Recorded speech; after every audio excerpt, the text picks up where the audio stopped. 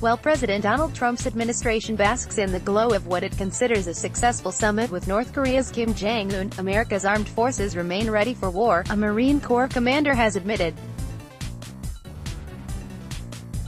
Taking over command of the 31st Marine Expeditionary Unit (MEU) at a ceremony at the Marine Corps Camp Hansen Base in Okinawa, Japan, Colonel Robert Brody said his troops are prepared for war regardless of the recent thaw in U.S.-North Korean relations, Stars and Stripes reported.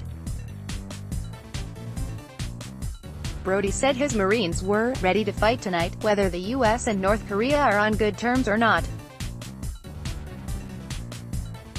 "I know you're up for the task," he told the assembled troops, vowing to use his new position to build regional stability and work toward peace in Asia.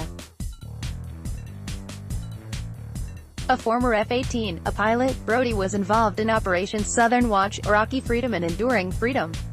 He also graduated from the elite naval fighter weapons school, known as Top Gun. The 31st MEU is at the forefront of U.S.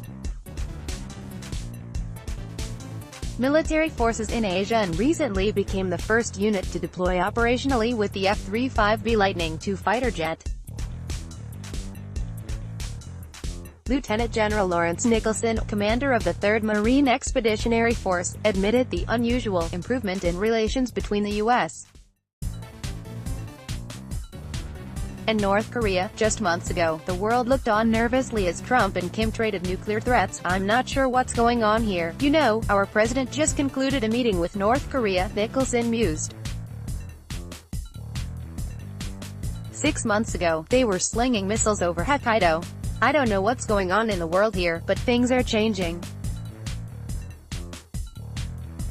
But one thing that doesn't change is the readiness of this MEU. Whether Trump's North Korea summit will produce a new era of peace and stability in East Asia remains to be seen.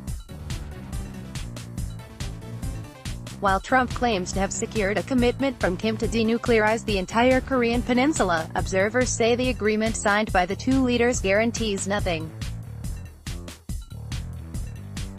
Trump and Kim's meeting went on for no more than an afternoon, leading to suggestions that no concrete commitment could possibly have been secured. The text of the agreement failed to lay out clear steps for how nuclear weapons would be removed from the peninsula, how their removal could be verified or when it would happen. On Wednesday, Secretary of State Mike Pompeo lost his temper when a journalist pressed him on the soft language in the agreement. "I find that question insulting and ridiculous and, frankly, ludicrous," Pompeo said. "I just have to be honest with you. It's a game, and why not play games with serious matters like this?" In a post-summit press conference, Trump adopted North Korean parlance when discussing provocative joint military exercises with South Korea. The president appears to have put the drills on hold without discussion with either the South Koreans or the Pentagon.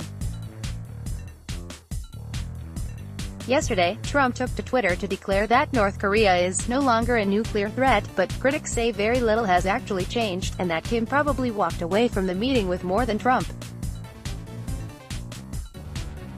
The president said he invited Kim to visit him at the White House, but no concrete plans for a further meeting have been made.